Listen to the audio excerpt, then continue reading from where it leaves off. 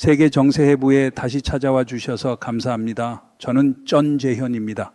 국제 관측자들을 뒤흔든 한 발언에서 일본은 분명한 신호를 보냈습니다. 중국이 대만을 겨냥해 무모하게 군사작전을 개시할 경우 도쿄는 베이징의 항공모함을 격침할 준비가 되어 있다고 경고했습니다. 이는 대만 해협의 긴장이 나날이 높아지는 가운데 나온 단 한치도 돌려 말하지 않은 경고였습니다. 중국 측은 즉각 반박하며 이를 순수한 망상이라고 깎아내렸지만 저 말투 속에는 숨길 수 없는 떨림이 엿보였습니다. 베이징은 일본이 개입하면 대가를 혹독하게 치를 것이라고 위협했습니다. 이는 대만의 동맹들이 가하는 압박을 이미 체감하고 눈앞에서 해군 전장이 형성되는 것을 두려워한다는 징후일까요? 일본과 중국 사이의 긴장이 높아지는 사이 대만은 조용히 전 지역의 시선을 끄는 전략적 한 수를 던졌습니다. 필리핀의 군사기지를 직접 지원해 보강하겠다는 움직임입니다. 이는 단순한 동맹 지원이 아니라 남중국해에서 베이징의 군사적 존재감이 커지는 흐름에 맞서 연계된 방어선을 확장하고 강화하려는 치밀한 포석입니다. 필리핀은 중국의 계산 밖에 있지 않습니다. 이 나라의 전략적 위치는 제일도련의 최전선, 태평양을 통제하려는 어떤 세력이라도 반드시 장악하거나 무력화해야 하는 지점입니다. 대만은 이를 누구보다 잘 알고 있습니다. 그래서 이곳 군사기지에 자금을 투입하는 결정은 단순한 투자 따위가 아니라 전방 최후의 방어선에 생사를 건 배팅입니다. 만약 필리핀이 베이징에게 제압되면 대만에서 일본으로 이어지는 전체 방어 사슬은 조여들 것입니다. 이 움직임은 중국을 향한 경고이기도 합니다. 대만을 집어삼키려는 모든 계산은 섬 내부의 저항뿐 아니라 눈 깜짝할 사이에 구축되는 동맹의 네트워크에 가로막힐 것이라는 경고 말입니다. 판은 커지고 대만은 수동적 방어에서 벗어나 주도권을 잡았습니다. 말뿐이 아니라 전략적 의미가 생세 직결되는 인접국 영토 위에서 국방 예산을 실제로 집행함으로써 말입니다. 남중국해의 상황은 방금 붉은 경보 상태로 전환되었습니다. 중국의 전투함 30척이 느닷없이 서필리핀 해에 등장했습니다. 포위 전술의 대형으로 어슬렁거리며 이 바다를 다른 모든 세력에게 금지구역으로 만들 준비가 되어 있었습니다. 더는 가정이 아니라 눈앞에서 벌어지는 현실입니다. 그러나 이것이 미군과 일본, 대만 정보당국을 가장 우려하게 만든 이유의 전부는 아닙니다. 군사 소식통에 따르면 베이징은 스카버러 암초에 상설 감시 거점을 건설하는 작업을 추진할 가능성이 있습니다. 이곳은 자원이 풍부하고 전략적으로 극히 험한 요충지이며 필리핀 영토에서 200km도 채 떨어져 있지 않습니다. 이것이 현실이 된다면 중국은 동남아의 생명선인 해상로 전체를 내려다보는 눈을 꽂게 되고 어떤 미래의 공세에서도 대만 서쪽 관문을 봉쇄할 수 있게 됩니다. 이는 곧 필리핀의 뒷마당, 즉 이 나라의 주권 해역이 외부 세력의 자물쇠로 걸린다는 뜻이며 한미 해군 지휘관의 말처럼 용납할 수 없는 도발입니다. 예상대로 미국은 즉시 감시를 강화하고 전자전력을 배치하고 군함을 현장 가까이로 전개했습니다. 백악관과 펜타곤의 지휘소들에서는 남중국해 경보 단계가 한 단계 올라갔습니다. 중국이 이 암초에 실제로 발을 박으면 이 지역은 수십 년에 걸친 군사적 대치의 시대에 들어설 것입니다. 이제는 의심할 여지 없이 큰 게임이 시작되었습니다. 남중국해는 분기점 앞에 서 있고 질문은 더 이상 만약이 아니라 언제입니다. 도쿄발 유출 정보 하나가 베이징을 초조하게 만들고 있습니다. 일본이 중국의 항공모함, 다시 말해 랴오닝과 산둥을 포함한 표적을 타격하는 시나리오를 준비한다는 것입니다. 이 함대는 중국 해군의 자존심이라 불립니다. 상상해 보십시오. 수십 대의 전투기를 싣는 거대한 항공모함이 태평양 한복판에서 가라앉는 장면을, 이는 중국의 군사적 체면을 뺨치기처럼 후려치는 일이자 우리는 너희의 약점을 알고 있으며 위협받으면 행동할 것이라는 메시지입니다. 일본이 왜 이런 방안을 쓸까요? 답은 대만에 있습니다. 베이징은 침공 준비 신호를 멈추지 않았고 도쿄는 대만이 무너지면 다음 목표가 일본의 센카쿠 제도라는 사실을 잘 압니다. 일본은 맞을 때까지 기다리지 않습니다. 선제 억제를 위해 준비합니다. 중국의 반응은 극도로 격앙되어 있습니다. 황구 시보는 이 계획을 광기, 순수한 망상이라 규정했습니다. 너희가 중국에 맞설 수 없다는 으름장도 곁들였습니다. 그러나 군사 세계에서 상대가 그렇게 크게 소리칠 때는 이미 실제 위협을 느낄 때가 많습니다. 일본은 더 이상 침묵하는 나라가 아니라 궁지에 몰리면 치고 나갈 각성한 군사 강국입니다. 잊지 말아야 할 것은 일본이 중국과의 해양 게임에 결코 평범한 선수로 들어오지 않는다는 점입니다. 일본은 최첨단 함정을 보유하고 있으며 특히 이즈모급은 헬기 구축함에서 항공모함으로 개조되어 미국의 스텔스 전투기 F-35B 라이트닝2를 태평양 한복판에서 운용할 수 있습니다.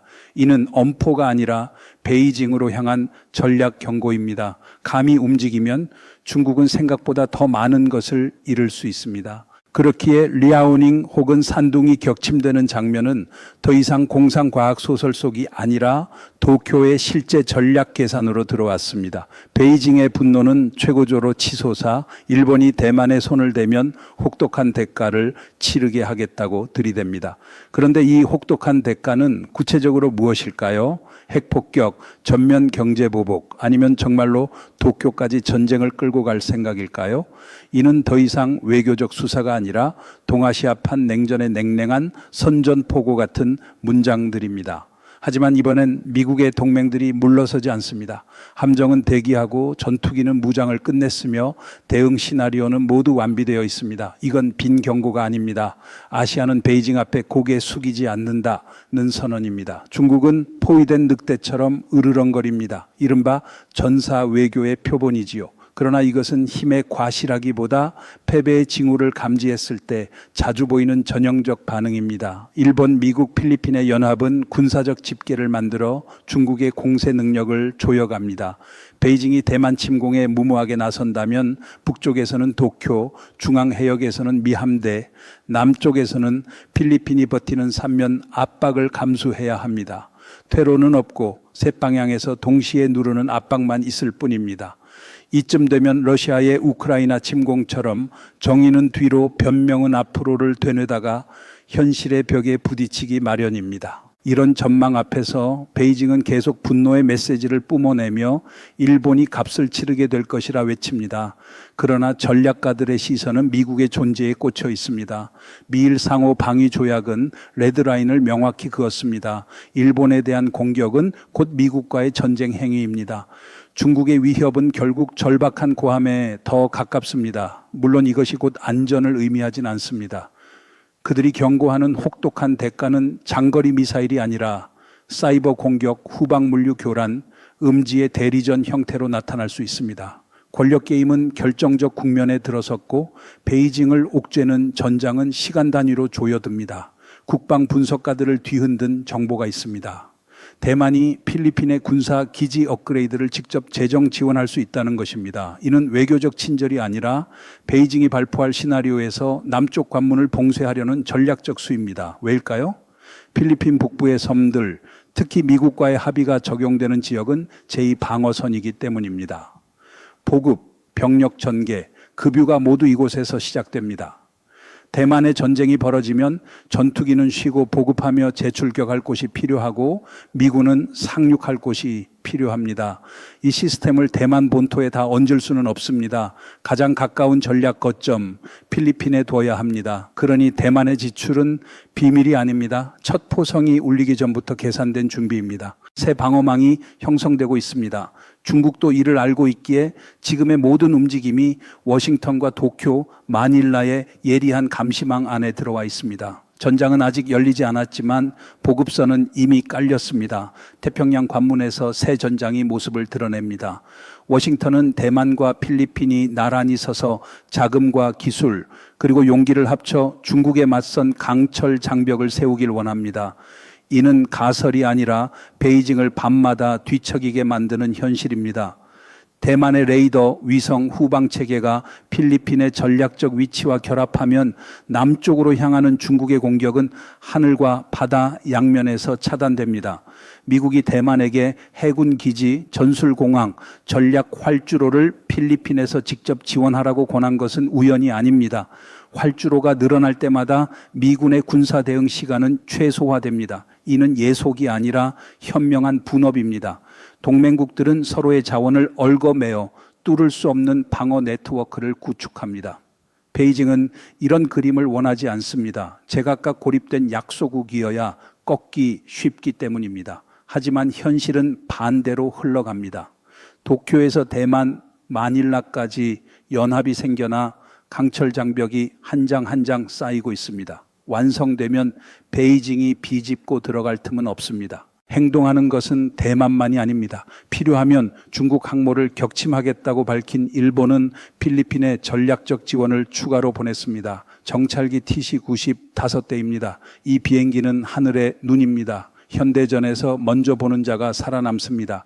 TC-90 한 대 한 대가 필리핀 해군의 시야를 배타적 경제 수역 전체로 넓혀줄 것입니다. 중국 선단이 도발적 대형으로 어슬렁거리는 그 바다를 말입니다. 수십만에 이르는 광대한 해역을 맨눈이나 수상함만으로 다 지킬 수는 없습니다. 장거리 감시 체계가 필요하고 TC-90은 최전선에 투입되는 첫 도구입니다. 일본은 선의로만 지원하지 않습니다. 필리핀이 무너지면 서태평양에 돌연 방어 사슬이 끊어지기 때문입니다. 필리핀은 첫 번째 방패, 베이징의 돌진 앞에서 막아서는 방패입니다. 도쿄의 선물은 중나나이로 향한 경고장입니다. 남중국해의 하늘은 비워두지 않을 것이고 필리핀이 강하면 일본도 살아남습니다. 이것이 아시아 지정학의 황금률입니다. 약한 고리가 전체를 무너뜨리지만 그 고리가 지금 강철로 보강되고 있습니다. 태평양 하늘을 떠올려 보십시오. 필리핀 전투기가 미군기와 나란히 비행합니다. 아래로는 현대적 초계함이 파도를 가르며 서루선 서쪽의 전략 해역을 누빕니다. 한때 낡은 배와 구식 무기뿐이던 필리핀 군이지만 상황은 달라지고 있습니다. 일본의 지원, 미국의 훈련, 연합의 정보 공유가 이 전력을 지역 방어 체계의 필수 조각으로 바꾸고 있습니다. 감정이 아니라 전략 때문입니다. 현실주의는 차갑지만 효율은 따뜻합니다. 물론 적도 가만히 있지 않습니다. 이번에는 숫자 공세가 눈에 띕니다. 중국의 전투함 30척이 서필리핀 해에 동시 출현했습니다. 이는 낚시가 아니라 전략 대형입니다. 때를 이루어 교란하고 지치게 만들고 숫자로 압도하는 방식입니다. 총은 쏘지 않지만 경계선에 바짝 붙어 신경을 소모시키는 포위입니다. 전직 대법관 안토니오 카르피오가 더 우려스러운 경고를 냈습니다. 중국이 스카버러 암초에 레이더 기지 혹은 감시 거점을 지을 수 있다는 것입니다. 현실화되면 루손 바로 코앞에 중국의 눈이 생기고 선박과 항공기, 심지어 군 통신까지 들여다볼 수 있습니다. 이는 위협을 넘어 통제의 단계입니다. 배 한 척 한 척이 누에가 잎을 갉아먹듯 조금씩 전진하는 전략입니다. 강한 대응이 없다면 스카버러는 남중국해 한복판의 또 하나의 인공 군도처럼 깃발이 꽂힐 수 있습니다. 그곳은 멀리 있지 않습니다. 산발레스의 옆구리 필리핀 본토에서 몇백 킬로미터밖에 안 됩니다. 거기에 레이더가 줄줄이 들어서면 클라크 기지에서의 이륙, 수빅만에서의 출항 하나하나가 중국의 계상이 위에 올라갑니다. 제대로 박힌 레이더의 시야에서 벗어날 것은 없습니다. 스카버러는 전략 감시의 최적의 황금점입니다. 이는 단지 주권의 문제가 아니라 군사 생존의 문제입니다. 카르피오는 분명히 경고합니다. 그곳에 중국의 거점이 생기면 남중국해 북부 전체의 주도권이 넘어갈 것이라고. 총 없이 이기는 그들의 습관은 러시아의 부당한 우크라이나 전쟁이 보여준 자기 기만과 닮았습니다.